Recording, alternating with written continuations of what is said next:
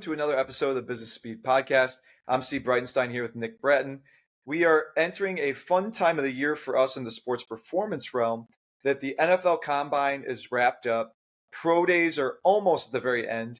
And coming out of these pro days, combine events, there's a huge kind of trend in the world of sports performance with what was the best thing that people did training wise in order to achieve their results. And I'm going to lean into Nick with asking him some of the things he's seen in this space through social media. But I know on my end, it's been the shred mill and Tony down at XPE has been on fire as far as what the discussions have been around and people talking about getting them or just showing the stats they're getting off those. Nick, what have you seen as an area that people have been talking about a lot when people are having success at the Combine? Yeah, I think that I'm seeing a lot of the same things that you are. Rightfully so. I think we always tend to be enamored by the numbers, by the technology, and this is not just technology, just new pieces. This goes back as far as people wanting to use ladders, people wanting to use FMSs and evaluations, people wanting to hop on things like the 1080 and things like that. And we'll talk about some of the technology here in a second. But I think everybody likes to see the new flashy thing. And we're getting ready to talk about it. That's not the key to the success. And so, I'm seeing a lot of the same things. People who are really excited about the shred mill, posting their data, the information that's coming up. But one of the things that I had expressed to you that I thought was interesting is, you have a guy like Les Spellman who tends to be known for some of the work that he does with the draft and the guys going into the combine. And he even said last week, there's not a whole lot that you're going to do that's going to change these guys in 8 to 10 weeks, and for the most part, as long as you don't hurt them, they're going to get better. They're going to get better because they don't have the stress of season. They're going to get better because they're not playing every single week. They're typically going to be losing and shedding a little bit of weight because, they're not keeping up the calories that they were while they were in season and trying to keep the size on. And so they're able to really just focus on speed. I'm seeing the same thing with my track athletes right now in high school. Because they don't have to worry about playing volleyball and playing basketball, and they're just running and they're running every day and they're running fast every day. All of their times are getting better. All of their fly 10s are getting better because all they're doing is running. And so, I think that we're seeing a lot of excitement around these guys running fast times, when at the end of the day, I don't know that it's necessarily because of anything special that they're doing. We're just running and we're focusing on running. And so, again, we'll dive into some of the details here, but I think that we're getting really excited and enamored by the technology, the numbers, the data that we can collect, when at the end of the day, I think that is just sometimes some smoke and mirrors. Yeah. I mean, we experienced that back when I was at TC Boost we were really, really excited about the 1080 and everything that we could do with the 1080 as far as assessing someone, programming for them specifically, choosing the resistance levels that we really thought and now believe that we knew were the right levels that we needed to choose. But in the end, the improvements were very similar to before we had the 1080. It wasn't like it was this life-changing, 10% improvement beyond what we normally were doing. And, there's so many factors involved with it. But for sure, you have to understand just how do you get someone fast all the time? And that carries over. And that's why I always feel this mixed emotion inside as I start seeing places with their highlight reels of their combine prep. And you go, well, this person's not known for speed development at all. They don't train any videos all year long for speed development. But because of this 6-week window that they worked with somebody, now they are the speed expert because they worked with one of these guys. Right. And to Nick's point, a lot of them, if they just come to you in good condition, no injuries, you get them as fresh as possible and just sprinting more regularly than they were at their team setting without having to play games, they all of a sudden run pretty well out of it, and they probably were running very good times as high school seniors, and they were running good times as freshmen, sophomore, junior, seniors. But I've always had this mixed emotion when I start seeing places that are just not speed facilities, just go all in on their combine prep and just posting all these videos of speed and hashtagging it speed training, and all of a sudden make all these posts about how to get your 40 faster. It's like, well, maybe, but maybe not, you know? Right. Right. Well, and I think you even alluded to it before we started recording with a conversation you had had, or one of your colleagues had about, people outside of the industry and how they view the success of combine programs based on the names or the brands or what is around and available. And unfortunately, that is one of the issues with our industry is sometimes, again, we get enamored by what type of equipment is in the facility, what are we using, as opposed to how good is the technical work of the coaches, how well do they work with the athletes, and what success do they gain just through their own coaching eye. Mm-hmm. For sure. And that's where you have that past data that you're saying, man, our guys increase or decrease their times by 0.18 seconds every year. All right. And that's somebody that, how long you've been doing that? 12 years. That's a pretty solid system you have in place to help these guys over that time. Say you're over at 0.2 or beyond. It's like, wow, you have really done something unique with what you've been doing. But to say, man, I just got X piece of equipment this year, and then all of a sudden people are just like, yeah, we'll send guys there. We'll say, if you got that, we're sending guys there. They're looking to train with that. When those guys don't know what they need, the agents don't know what they need, the handlers and the family don't know what they need. It's just a weird place to be in. And that was partially why I never got super geeked up about the combine prep piece. And I've expressed that over the years to every intern I've had, every part-time coach we bring on, that year one, it's super exciting to be a part of because you've seen it on TV forever. It's really cool. You've seen it on social media, the highlights. And after you do it for a year, you're like, hey, you know what? Those guys were pretty good when they came to us. I'm glad they ran a really fast time because now they get to make millions of dollars potentially. But it didn't feel like it was really where I was able to make my biggest impact. Right. And that is why over the years at TC Boost, I stepped away from it to just do the other things the business needed and let our owner do it. Any of our newer coaches on staff always wanted to be a part of it. Our interns always wanted to have their hands involved with that. And I was more than willing to let them do it. Sure.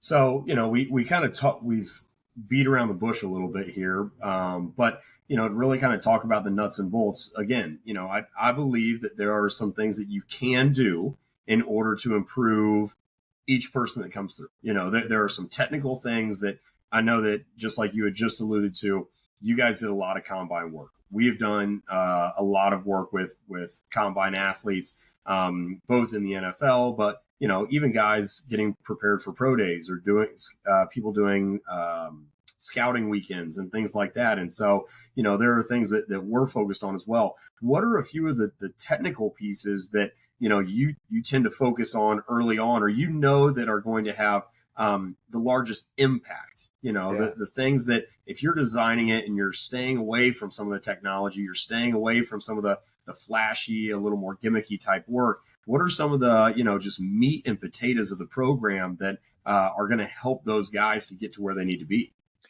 Two things always stand out for me.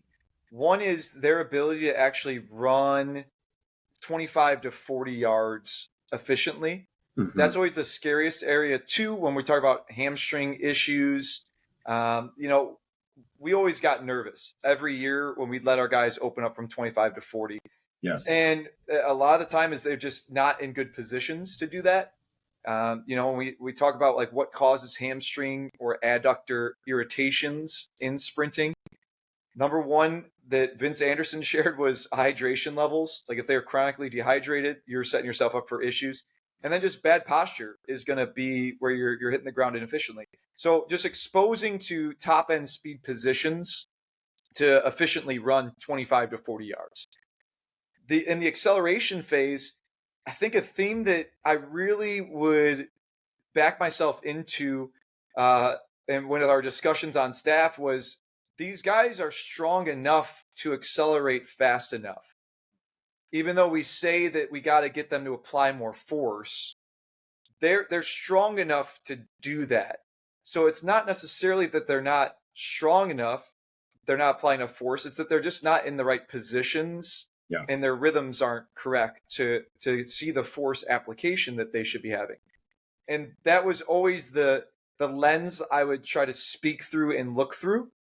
And then it becomes 1,000 different things in that first 4 steps as to why they're not expressing the force they can. But those were the two like big rocks. And Yeah. then, I mean, that makes it sound easy in nature, but those really were the rocks. And then you got to go through that. How about for you, Yeah. Nick? Well, I would echo both of those sentiments. I think I would start with the body positions. A lot of times these guys are just not used to accelerating for those distances. They're used to accelerating over 3 to 5 steps and being in a play.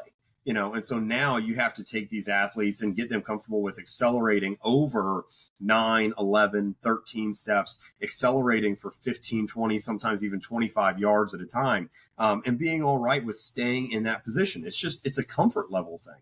And so, one, like you alluded to, they can apply the force, they can apply it in the right direction, but are they comfortable with it? And 9 times out of 10, they're just not comfortable being in that position throughout that period of time. So that you also alluded to their body position or to their transition phase, getting into that upright position, being able to do that efficiently to be able to finish out the run, because we know that they're going to accelerate for 20, 25, maybe 30 yards of that 40 yards. And so, they're not even going to be in an upright position for very long. But if that transition is inefficient or ineffective, that is just going to kill the last quarter of the run. So being able to teach them through that.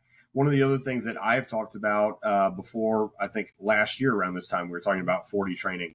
And one of the things that I'm always looking for is proper projection angles, and being able to elevate the hips above the surface. And so making sure that when we project, we're projecting out and up.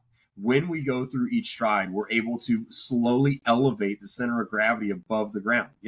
I've told the story before about our wide receiver who, because football players are always getting ready for the breakdown, they're always getting ready for the change of direction. They don't allow themselves to get into that higher position where there's less ground contact, where they are at true extension in that upright position. And so, when you do get them there, it feels like a very foreign position. So, teaching these guys how to truly elevate above the ground and create less time on the ground. And so, again, it's more, it's less of the kinematics of movement. It's more of you need to get comfortable with being a sprinter. You are no longer a football player for the next 9 to 10 weeks. We are training to just be good at testing. And so, it's more of just helping them to find comfort in those positions. Yeah. A big theme that we always had with running backs and linemen, especially, is they pop up very quickly by nature of their sport. Like they're getting thousands of reps where a lineman might be hand down to almost chest up within a step and a half. And for running backs, a lot of times they're in the backfield. They're not actually accelerating through the hole all the way from when they get the ball. They are finding a window and then they're accelerating through the gap. And that was something that was very challenging at times, as Nick was just saying, to get comfortable with a slow rise to your acceleration. And when we've had discussions with Stu McMillan, he did a little in-service for us. We were fortunate to have that. He was really talking about a lot of accelerators and sprinters come out at almost the exact same angle. Everyone's falling within that 42 to 47 degrees. Like no one's wildly coming out at like 80 degrees on their first step. Right. So a lot of people come out that. But what's really separating is a high level accelerator is going to come out and then rise at maybe 2.5 degrees a step. And that's a really patient acceleration rise. 2.5 degrees. It takes a while to get yourself up to 75, 80 degrees. Yeah. Where a lot of our younger athletes, we would say, they have to come out faster. They can't raise that slowly. They don't have the skill or the strength. They come out maybe 5 to 10 degrees every single step. But we were finding the same thing with some of our combine guys. They were raising up 10 degrees every single step. And so you say they definitely have the strength to hold positions. They can, Yeah. like you said, well, can they hold a hinged position essentially? Well, yeah, they can RDL 500 pounds. I think they can hold a flat back position without just crumbling. But it's the skill piece. They're not comfortable enough applying that in that sprint. And I think you nailed it on the head for that, Nick. Yeah. So, again, to kind of put a bow on the topic, I think that in this combine area, understandably so, we tend to get really excited about the metrics, the numbers. And I will say, I think that stuff is very important because we do have to be able to, we are dealing with individuals who do not work in our space. We're dealing with agents, we're dealing with coaches, we're dealing with, a number of people who don't understand what we do. So when we say, like you were just talking about, oh, their acceleration position is better, they're holding their angles for a longer period of time, they're able to elevate their center of gravity, that to them, that does not create a picture for them. They don't understand that that's success. But when we can give them the metrics, the data, it makes more sense. When we can show them their exact miles per hour, that makes more sense. That's more exciting. So I do understand that that stuff is important. However, for some of our younger, less experienced coaches, sometimes we see that and we think, well, that's the key to being a good coach. That's if Tony Villani, Les Spellman, if these other coaches that we look up to are using this technology, are doing these things, that's what I need to do to be in their position. When they don't understand that, like you and I were talking about, Tony Villani's been a great coach for a long time. It wasn't the shred mill that made him successful. Yeah. And so from a coaching standpoint, financially, yes, he's very successful now. But from a coaching standpoint, he was already very successful. And so, again, just speaking to the younger, less experienced coaches, these guys had the technical aspect, the coaching aspect down first. The other items, the other pieces came into play in order to communicate how the athletes were doing and to be able to share and show what these adjustments look like. Yeah, I love that. And so transitioning a little bit from this topic of the combine prep into a little bit more of what is going to be happening a couple months from now. So combine just happened, so we're reflecting on that. But in this small sport performance world, even as an entity now versus being in a facility, the summer is the time that there is just demand like crazy. But we've talked about this numbers of times on the podcast. What happens in the summer is set up 90 days before that by what you are doing and what you are planning for to get yourself prepared. And every year we spend a little time and reflect about what are those things that we're doing today to have us ready for the summer. And Nick, I know that you rattled off a list off the top of your head that was about 15 items long that you were working on today to be ready for the summertime. But what are some of those key items that even if you're an entity, you don't have a facility, you still need to be kind of going through process-wise to get prepared for the end of May? Yeah. Well, I think it relates back to what we talked about in our last episode. One, what do you want your summer to look like? What are your personal goals for the summer as far as, do you need more time off? Are you looking to financially put yourself in a different situation, preparing for next fall? It's understanding that first. And then what is the plan moving forward? Because again, like you just alluded to, the summer is a great time from a coaching and a sports performance standpoint to really take advantage. Athletes are available. There's more time in the day for them. Parents are looking for things for them to be doing. And so, again, if this is something that you are trying to take advantage of, you need to be planning. You should have already planned at this point. It should already be ready. But if it's not, you still have a little bit of time. But you need to be thinking about, okay, what is this going to look like for me? And this is all settings. This may be a sports performance facility. This may be an individual entity. This may be a high school strength coach. As I know a number of high school strength coaches that they don't do any training in the summer. Or like me in my old situation, you would only train from 6 a.m. to 10 a.m. or 6 a.m. to 11 a.m. And then you have the rest of the day. And those coaches will use the rest of the day to bring outside athletes in to make a little extra money, to work with their middle school teams in order to make a little bit of extra money there. And so, there are a lot of opportunities and avenues if you deem that this is something that you want to do. So I think the first thing is figuring out, how much time do you want to dedicate to this? What do you want your summer to look like? But once you've done that, it is trying to figure out, okay, what what do I want to create? What do I want to offer? Are you offering team type training? Are you offering individual type training? And then starting to get that information out there. As much as parents and athletes are going to be looking for opportunities, there are a lot of clubs and club coaches that are looking for opportunities too. I had just spoke to you about the local volleyball tournament that was going on this weekend.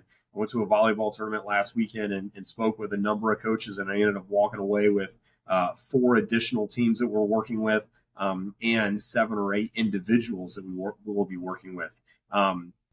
Side note, also because of that, BSP is hiring. So if you're looking for a sports performance job, come apply. But again, there are a number of individuals that are looking for some type of facilitation of training right now. And so from your standpoint, you need to be thinking about, what do I want it to look like? What am I offering? What is my capacity? And then you start, putting that marketing together. And that marketing should be direct to who you are looking for. If you're looking for, individuals, it is reaching out to those individuals through social media. It's going to their games. It's, doing things like that. If you are looking for clubs or high schools, it's beginning right now, reaching out to those high schools, those middle schools, those clubs. But Steve, like you and I were talking about before we started recording, it's also preparing for the athletes that are getting ready to finish their season. Because we know that when the athletes finish their season, they're ready to just relax. They don't want to think about it for a little while. But what we are doing, so we know that in our area, baseball, softball, lacrosse are all getting ready to wrap up. And so we have put together our social media campaigns. They're already scheduled, ready to go out. And as a part of that, we will talk about, what we do for each sport from a speed agility, from a strength conditioning perspective. We have highlight videos highlighting our athletes that are already in those sports and how their seasons have gone. We have basically posts that are up that show the average improvement by all of our athletes in those sports over a 10, 12-week training cycle. And so, really trying to give as much information as we can to those athletes that will be wrapping their sport up. And then they will receive DMs from us because we follow all of those athletes in our area that play those sports. They'll receive a DM with a call to action. So that we don't get baseball players next November saying, hey, I've got 60 days to get ready. What can you do for me? And so trying to help them to be a little more proactive about it. But again, all of this comes down to, you have to decide right now, is this something that you want to offer? If it is, how much time do you want to dedicate to it? Once you've decided that, it's starting to put all of the pieces together to be able to roll something out June 1. Yeah, for sure. And I think the one difference when you are an entity versus in a situation of being a part of a facility or running a facility is really understanding your capacity. That is where, like, for me, I have to be very careful about what I'm doing, as we talked about previously, is I can't go wild into clubs and just be like, yeah, let me train all your teams. Because all of a sudden I'm going to lock myself into 4 or 5 hours a day, every single day of coaching just team after team after team. And that's not necessarily what ideally my day is going to look like for the summertime. So being aware, like Nick said, of like, what do I want my day to be? How much coaching am I wanting to do? And that's going to allow me then to be more targeted with who I'm trying to work with. And what I've saw over the years, always during the summertime, every type of athlete is available. Where in the rest of the year, you have to be really conscious of, man, all right, I'd love to train basketball, but basketball is going on from the end of October until March. So I'm not going to be training many basketball players during that period. But I always during the summertime, I know basketball guys are going to be available. And tailoring a great invitation that I could DM them. And on my phone, I would always show my staff this. I had 6 different invitations that I would just be able to copy, paste, put a little bit of personalization into. But it was targeted towards the language of those athletes. It would have some specific language about their sport and the way they talk about their sport, having that as a part of that message. And that's where you start to really be able to target individuals with DMs. Is it doesn't have to be super, super specific to them, but you tailor it enough. And that's how you're able to figure out which athletes you want to be working out with for the summertime. And that's a great opportunity for someone in my situation is, man, I may only want 10 athletes for the summer. I don't want 100 athletes that I'm trying to juggle the schedules of while I'm leaving to go out of town.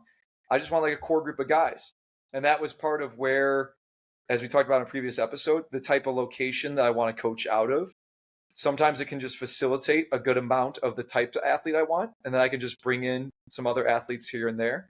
But yeah, right now is the time to make sure that you're setting that schedule for the summertime. And I know one thing you didn't touch on yet, just barely, is that staffing piece.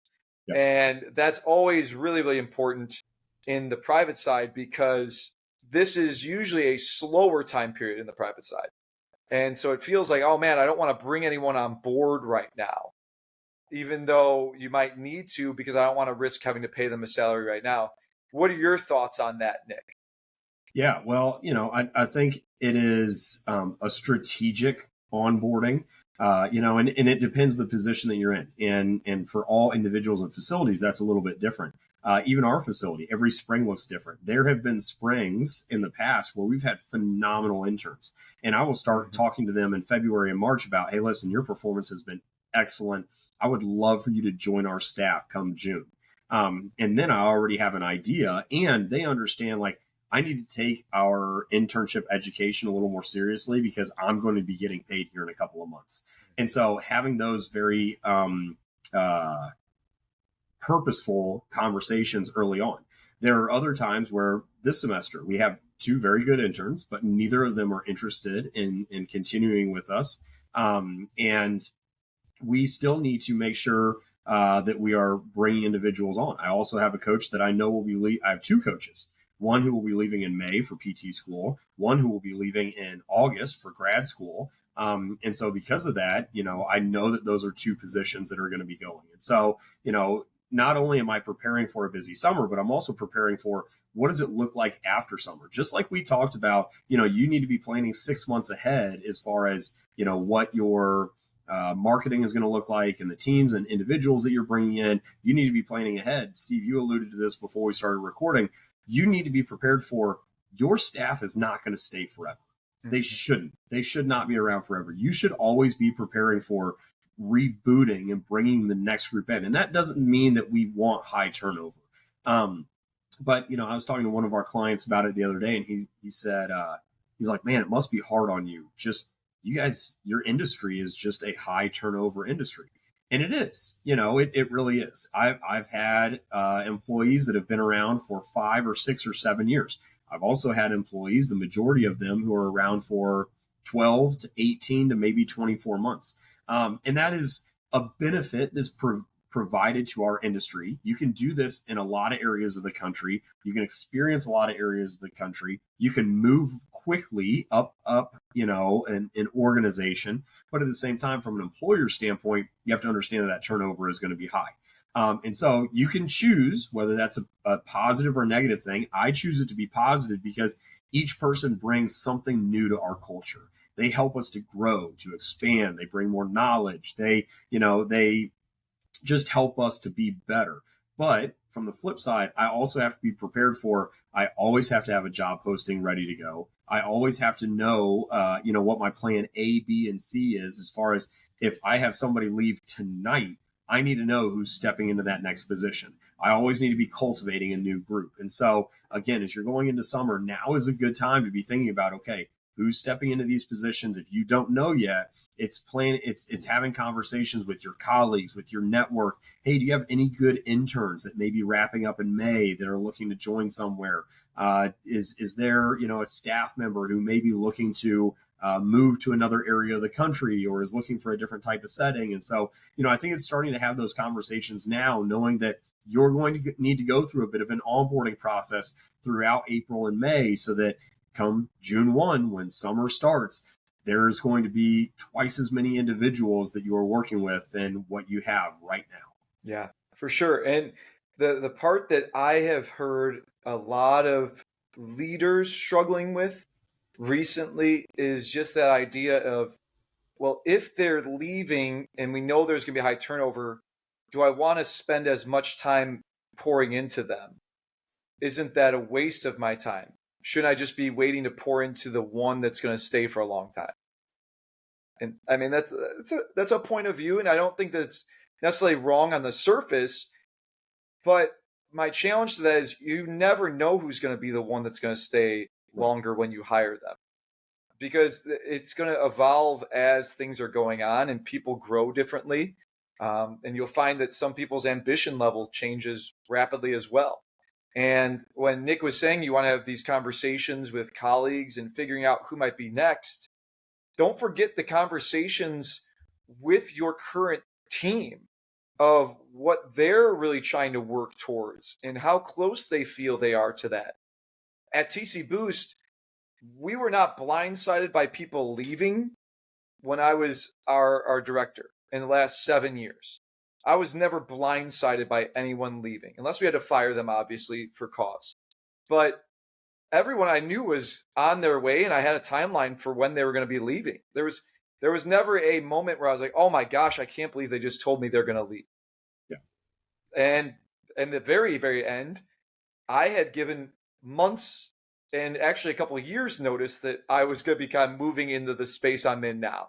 There was not a, hey, by the way, I've been here for 13 years. 2 weeks from now, I'm out of here. It was definitely that I was working to get somebody ready to step into not necessarily what I was doing, but be able to cover everything I was doing as a team. But before that, we had Matt, who at the end, I was really pushing him to say, like, you need to leave. You need to go take another opportunity before you can come back and really dominate. And that was what allowed me to have really peace of mind about what was going on coaching wise. I wasn't getting caught, oh my gosh, we are screwed anymore. And that part is difficult on the front end for many of the leaders I talk with, is to really have that mindset on it to say they're going to be gone very soon. And the faster I can get them prepared, the more of an impact they can make while they're here. And so it's absolutely necessary for me to really pour into these coaches without knowing that they're going to be here for 5 years, without knowing they're going to be here for 3 years. Because if I don't, and they end up sticking around for 3 years, they probably have negatively affected your culture and your business. And so you can't risk that. It's better to risk investing into a staff member and having them leave soon. Well, in talking about the longevity of somebody, why would they want to stick around if you're not investing in them? Correct. It could potentially be a long-term candidate, but if they're not learning, they're not growing, and if that's something that they place high value on, then they're not going to stick around if they're not getting anything from you. They want to go to the next position where they can get more out of it. And so, and if there's somebody who doesn't want to learn and grow, you probably don't want them to be around. And so, I think that to assume that they're not going to be around and then to not feed them, give them more because of that, you're just creating a poor situation and scenario for both parties. And so, I think that it should be a foregone conclusion that the development has to be a piece of it. Mm-hmm. And the rate of it, for sure.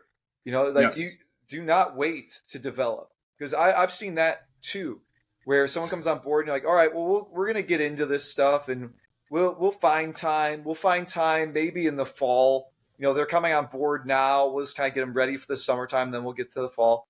It'll be too late. Yeah. It'll be too late.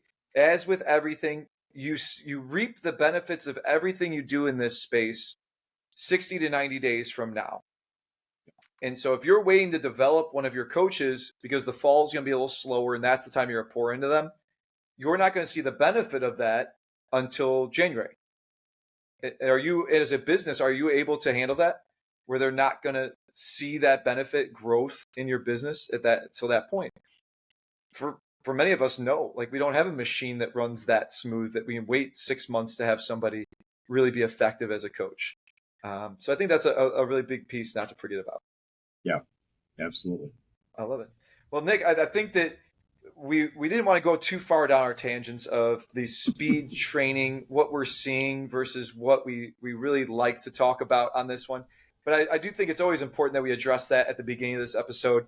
as far as what the trends are. And we talk about that with the podcast, is like we want to have discussions around current topics that are going on, research that's coming out, trends that we're seeing. And we always ask any of our guests about trends that they've experienced, that they're seeing. And that was one that we wanted to touch on today. If you are in the private sport performance space, or even the high school setting, like, you need to be getting your plan in place for the summertime if you haven't already. This might be your wake up that, oh yeah, I need to get this thing going. And if you're with a staff, now is the time to really be pouring into that staff and developing them to be ready for the summertime. Even if it's somebody that's coming on board now, we can't wait to really get them up to speed and pour into them. Until next time.